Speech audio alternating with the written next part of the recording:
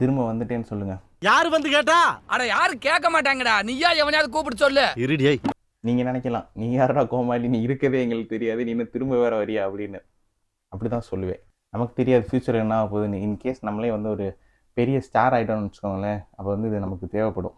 So அப்பப்போ சொல்லி விட்டுறணும், ஏன்டா வீடியோ போடலை அப்படின்ட்டு. ஓகே, இப்போ வந்து ஒரு வீடியோ போடணுன்னா ஒரு புஷ் வேணும்ல. ஸோ அந்த புஷ் எனக்கு கொடுத்தது வந்து லப்பட்டா லேடிஸ் அப்படின்னு ஒரு படம். அந்த படம் வந்து நான் ஸ்டார்ட் பண்ணும்போது பார்த்தீங்கன்னு வச்சுக்கோங்களேன், ஒரு 15 மினிட்ஸ் வந்து என்னடா படம் இப்படி வந்து. அப்போ வந்து மேட்ச் இருந்துச்சு, நிறைய விஷயம் இருந்துச்சு. பட் ஸ்டார்ட் பண்ணும்போது சரி ஓகே, எல்லாருமே சொன்னாங்க படம் சூப்பராக இருக்குது, நல்லா இருக்குது அப்படின்னு. நான் நினச்சேன் ஓகே இது வந்து கருத்து சொல்கிற படம், ரொம்ப சீரியஸான நோட்டில் போகும் போல் அப்படின்ட்டு. அப்படியே ஸ்டார்ட்டில் வந்து கொஞ்சம் கஷ்டப்பட்டு பார்த்தேன். நேற்று நைட்டு வந்து மேட்ச் முடிச்சுட்டு ஆர்சிபி வந்து சிறப்பான சம்பவம் பண்ணாங்களா, நல்ல வேலைக்கு மன நிம்மதியாக, அதாவது வேறு லெவல் ஹையில் ஜெயிப்பாங்க அப்படின்னு நினச்சேன். தோற்று போகிற மாதிரி போயிட்டு திருப்பி ஜெயிச்சிட்டாங்க. ஸோ அது வந்து ஒரு மன நிம்மதியோடு தூங்கினேன். தூக்கம் வரல. சரி என்ன இந்த படத்தை முடிச்சிடலாம் அப்படின்னு வந்து ஓப்பன் பண்ணி ஸ்டார்ட் பண்ணேன். என்னோடய டேப்லெட் ஓப்பன் பண்ணி இந்த படத்தை பார்க்க ஆரம்பித்தேன். படம் அப்படியே செம்ம இன்ட்ரெஸ்டிங்காக போச்சு.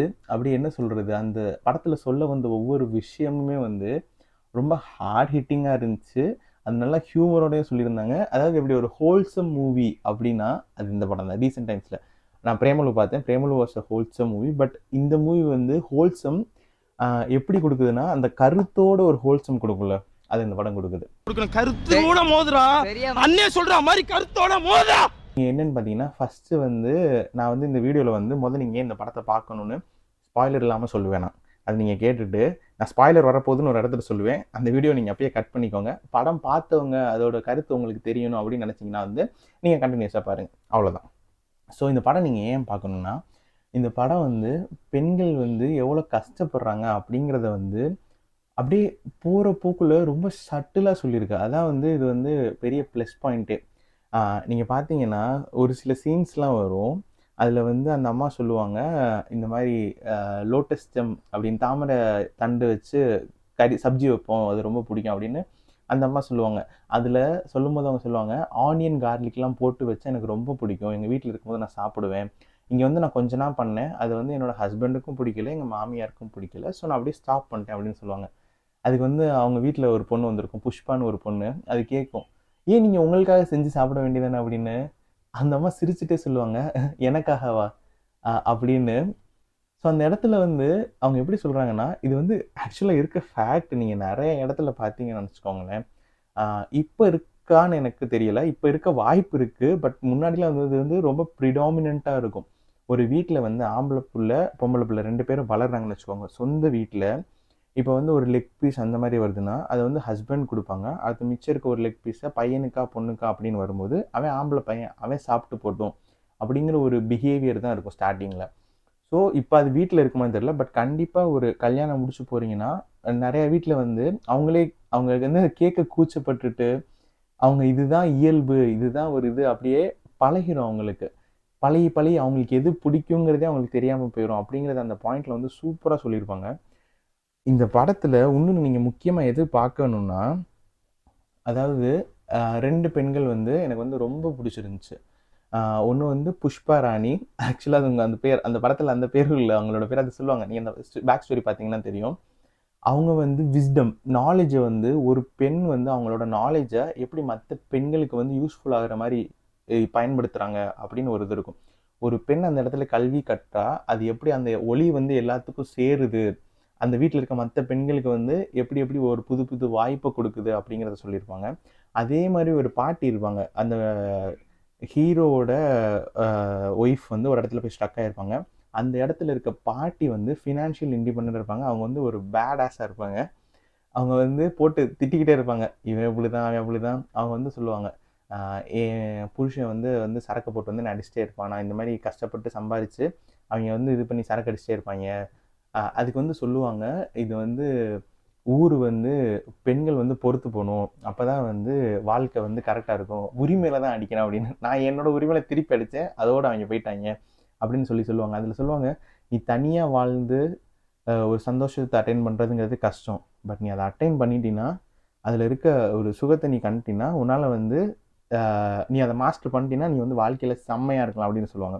ஸோ அந்த பாட்டி கேரக்டரு, அதுக்கப்புறமேல்ட்டு இந்த வீட்டில் அந்த புஷ்பா ராணி கேரக்டர், இந்த 2 கேரக்டரும் ரொம்ப ஸ்ட்ராங்காக இருக்கும். அது வந்து விமனோட எஜுகேஷன் எப்படிங்கிறத சொல்லியிருக்கோம். இன்னொன்று ஃபினான்ஷியல் இண்டிபெண்டன்ட் வந்து எந்த அளவுக்கு வந்து அந்த பொண்ணை வந்து இது பண்ணோம் அப்படின்னு சொல்லியிருக்கோம். ஸோ அந்த ஃபேக்டர் ரொம்ப சூப்பராக இருந்துச்சு இந்த படத்தில். அதே மாதிரி ஒரு போலீஸ்கார் இருப்பார். அவர் வந்து கெட்ட போலீஸ் மாதிரி காட்டியிருப்பாங்க. அதாவது எப்படின்னா லஞ்சம் வாங்குவார். It's obviously wrong thing. But லஞ்சம் வாங்குற மாதிரி காட்டுவாங்க. அதே சமயத்தில் அந்த ஆள் எதையுமே ரூல்ஸ் மீறி பண்ண மாட்டார். ஸோ அப்படி பார்க்கும்போது ரொம்ப இன்ட்ரெஸ்டிங்காக இருந்துச்சு அந்த கேரக்டரும். ஸோ இதில் முக்கியமாக 3 விஷயம் என்ன சொல்கிறாங்கன்னா, ஒன்று வந்து ஃபினான்ஷியல் இண்டிபெண்டன்ட், இன்னொன்று வந்து விஸ்டம் வந்து எப்படி உங்களை மெருகேற்றும், இன்னொன்று கரெக்டான லாவை வச்சு எப்படி நீங்கள் வந்து ப்ராப்ளத்தை சால்வ் பண்ணலாம் அப்படிங்கிற 3 விஷயம் வந்து எனக்கு ரொம்ப பியூட்டிஃபுல்லாக இருந்துச்சு இந்த படத்தில். ஸோ இதுதான் இந்த படத்தில். அதாவது ஸ்பாய்லர் சொல்லாமல் இதை வந்து கடந்து, அதாவது எப்படி சொல்கிறது, ஒரு ஹோல்சமான ஃபீலிங்ஸை வந்து சொல்ல முடியாது. ஸோ வந்து நான் கதையை ஷார்ட்டாக சொல்லி இனிமேல் வந்து ஸ்பாய்லர்ஸ் வரப்போகுது. ஸோ நீங்கள் வந்து படம் பார்க்கலைன்னா இந்த வீடியோ இப்போயே கட் பண்ணிட்டு நீங்கள் போய் படம் பாருங்கள். ஸ்டார்டிங் என்ன ஸ்டோரினா, இது வந்து அதாவது ஒரு சுப முகூர்த்தத்தில் வந்து நிறைய பேர் கல்யாணம் பண்ணுவாங்க. எல்லாருமே ஒரே மாதிரி ரெட் கலர் saree போட்டிருப்பாங்க. மூஞ்சியில் வந்து முக்காடு போட்டு மூடியிருப்பாங்க. ஸோ ட்ரெயினில் வரும்போது பொண்ணு மாறி போயிடும். ஒருத்தவன் வந்து வேற ஒருத்தவங்க ஒய்ஃபை கூட்டிகிட்டு வந்து இவங்க வீட்டுக்கு வந்துடும். இன்னொருத்தவன்ட்ட வந்து அதான் கெட்டவன், அந்த கெட்டவன்ட்ட வந்து இந்த ஹீரோவோட ஒய்ஃபு போயிடும். அப்புறமேல்ட்டு போய் இறங்கினதுக்கப்புறம் தான் தெரியும் மாறி போச்சுன்னு ஹீரோவோட ஒய்ஃபுக்கு. உடனே அது வந்து பயந்துட்டு ஓடிடும். அப்புறமேல்ட்டு அந்த ரயில்வே ஸ்டேஷனில் அந்த பொண்ணு தங்குறதுக்கு வந்து பார்த்துக்கிட்டு இருக்கும். ஸோ சிமிலர்லி ஹீரோவோட வந்து இந்த புஷ்பா ராணி வந்து வந்துடும். அப்புறமேல்ட்டு வந்து இது வந்து சொல்லும். அப்புறமேல்ட்டு காமிப்பாங்க இந்த பொண்ணு சொல்கிற டீட்டெயில்ஸ்லாம் தப்பாக இருக்க மாதிரி இருக்கும். ஏதாவது மேட்ச் ஆகாது அப்படிங்கிற மாதிரி இருக்கும். அப்படியே போயிட்டுருக்கும் கதை. ஸோ இதில் வந்து நீங்கள் பார்த்தீங்கன்னா 2 குடும்பம், அதாவது ஹீரோவோட குடும்பம், வில்லனோட குடும்பம். அந்த ஹீரோவோட குடும்பம் வந்து ஒரு ஹோல்சமான குடும்பமாக இருக்கும். ஹோல்சமான குடும்பம் இந்த சென்ஸ் இருந்தாலும் அவங்க வந்து அந்த பேட்ரியார்க்கியை ஃபாலோ பண்ணுறவங்க தான். பட் ஒரு நல்ல குடும்பமாக நல்ல இதாக இருக்க மாதிரி இருக்கும். சிமிலர் வே அந்த வில்லனோட குடும்பம் வந்து ரொம்ப அப்படி நார்சிசிஸ்ட் பிஹேவியராக இருக்க மாதிரி இருக்கும். ஸோ அந்த வில்லனும் ரொம்ப கெட்டவனாக தான் காட்டியிருப்பாங்க. சரக்கு, அதாவது அன்னைக்கு வந்து பொண்டாட்டி காணாங்கிற பதட்டம் இல்லாமல் டவுரி மேலே தான் அவனோட கன்சர்ன் ஃபுல்லாக இருக்கும். அது மட்டும் இல்லாமல் அவன் வந்து அன்னைக்கு நைட்டே வந்து வேறு மாதிரி இது பண்ண போவான். எப்படி சொல்கிறது, I don't know how to put it in a very decent way. But வந்து வேறு பொண்ணு கூட போகிற மாதிரி ட்ரை பண்ணுவான். அதுக்கப்புறமேல்ட்டு இது அப்படியே மூவ் ஆன் ஆகிட்டே இருக்கும். அப்போ வந்து அந்த பொண்ணு சொல்லும், அது வந்து பொண்ணு வந்து பயந்துரும் ரயில்வே ஸ்டேஷனில் தனியாக இருக்கும்போது. அப்போ வந்து அடுத்த நாள் காலையில் வந்து சோட்டுன்னு ஒரு கேரக்டர் வரும். He's like a very vibe person. Like வந்து அவன் வந்து சொல்லும் போதே அவ்வளோ எப்படி சொல்கிறது, கம்ஃபர்டிங்காக இருக்கும். அவன் வந்து அந்த பொண்ணுகிட்ட சொல்லும் போது நீங்கள் எப்படி இருக்கீங்களா, ஓகே அப்படி இப்படின்னு சொல்லிட்டு அவன் தான் அந்த கிராண்ட் மாட்டை வந்து கூப்பிட்டு போவான். அந்த அம்மா பேர் மஞ்சுமா ஏதோ வரும். ஆனால் அந்த வந்து அந்த இண்டிபெண்ட் உமன் அவங்க வந்து செம்ம போல்டாக இருப்பாங்க. அவங்க தான் இந்த ஸ்டேட்மெண்ட்ஸ்லாம் சொல்லுவாங்க. இருக்கிறதுலே வந்து பெரிய ஸ்கேம் அது தெரியுமா அப்படின்ட்டு சொல்லிட்டு என்ன சொல்லுவாங்கன்னா, ரெஸ்பெக்டபிள் கேர்ள் அப்படின்ட்டு, அதாவது மதிப்பு மிக்க பொண்ணு அப்படிங்கிறதான் ஸ்கேம். அதை சொல்லி தான் அவங்க எல்லாத்தையுமே முட்டாளாக்குறாங்க அப்படி இப்படின்னு சொல்லியிருப்பாங்க.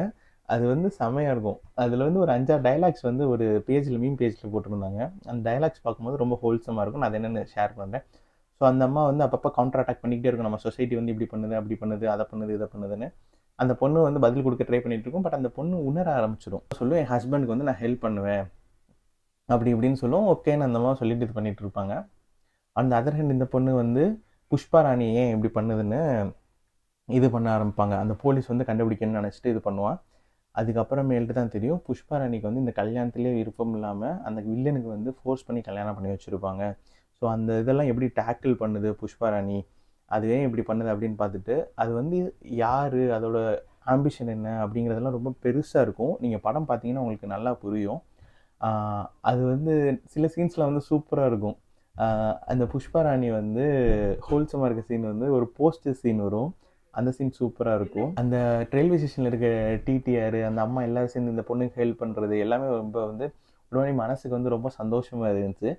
சேம் வே இந்த புஷ்பா ராணி வந்து இவங்களுக்கு நல்லவ அப்படின்னு தெரிஞ்சதுக்கப்புறம் இந்த ஃபேமிலி மொத்தமாக அந்த பொண்ணுக்காக ஸ்டாண்ட் பண்ணும் போய் போலீஸ் ஸ்டேஷனில். ஆனால் கடைசியில் வந்து அந்த போலீஸ் வந்து சொல்லிடும், ஏன்னா இந்த புஷ்பா ராணிட்ட வந்து 150 கிராம் நகை இருக்குது, அதுக்கப்புறமேட்டு காசு இருக்குது அப்படி இப்படின்ட்டு வந்து இந்த போலீஸ்காரன் வந்து ஃபோன் போட்டு சொல்லிடுவான் வில்லனுக்கு, உன் பொண்டாட்டியை வந்து நான் அரெஸ்ட் பண்ணி வச்சுருக்கேன், நீ வந்து கேஸை க்ளோஸ் பண்ணிட்டு போயிரு அப்படின்ட்டு. அதுக்கப்புறமேல்ட்டு வந்துட்டு காசு கொடுத்து இது தொலைஞ்சு போன கேஸ்ன்னு க்ளோஸ் பண்ணிடுவாங்க. அதுக்கப்புறமேல்ட்டு அவன் வந்து ஏண்டி ஓடியா போகிற, உனக்கு நான் இதை காட்டுறேன் அதை காட்டுறேன்னு அடிச்சிடுவான். அடித்ததுக்கப்புறம் நகைகளை வந்து ஒரு பேங்கில் விற்றுருப்பா அவள் செலவுக்கு. ஸோ அதையும் நான் உங்கள் அம்மாட்டே திருப்பி வாங்கிக்குவேன் அப்படி இப்படின்னு சொல்லி மிரட்டுவான். அப்போ வந்து அந்த போலீஸ் ஒரு சீன் வரும் பாருங்க, ஐயோ!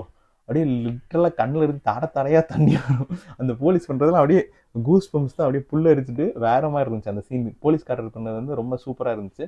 அந்த சீன் ரொம்பவே பிடிச்சிருந்துச்சு எனக்கு. அதே மாதிரி அந்த கிளைமேக்ஸுமே வந்து போகும்போது சூப்பராக இருக்கும். அது ஆக்சுவலாக இன்னொரு அந்த புஷ்பா ராணிக்கும் இன்னொருத்தவனுக்கும் ஒரு லவ் ட்ராக் மாதிரி வரும். அதுவும் ரொம்ப பியூட்டிஃபுல்லாக தான் இருந்துச்சு. ஆக்சுவலாக நம்ம ஆளுங்க தான் வந்து தமிழ் சீரியலில் முன்னேற்றம் முன்னேற்றம்னு பேசிட்டு தாலி சென்டிமெண்ட்டை வச்சு அநியாயம் பண்ணிட்டு இருக்காங்க. பட் இந்த கிளைமேக்ஸில் அந்த பொண்ணு பண்ணுறது வந்து செமையாக இருக்கும். இது வந்து என்னோடது இல்லை அப்படின்ட்டு அந்த சீனும் ரொம்ப சூப்பராக இருந்துச்சு. ஸோ ஓவரால் இந்த படத்தை நீங்கள் பார்க்கலன்னா பாருங்கள், ரொம்ப பயங்கரமாக ஹோல்சமாக இருக்கும். ஓகே, அதே மாதிரி நீங்கள் சேனலுக்கு சப்ஸ்கிரைப் பண்ணணும்னா சப்ஸ்கிரைப் பண்ணிடுங்க. ஏன்னா வருங்காலகட்டத்தில் வந்து நான் வந்து மில்லியன் கணக்கில் போனதுக்கப்புறம் நீங்கள் சொல்லிக்கலாம், நான் வந்து இந்த சேனலில் வந்து 100 சப்ஸ்கிரைபர்ஸ் இருக்கும் போதே பண்ணிட்டேன் அப்படின்னு வந்து உங்களுக்கு வந்து ஒரு ப்ரிவிலேஜ் கிடைக்கும். பார்த்து பண்ணி விடுங்க.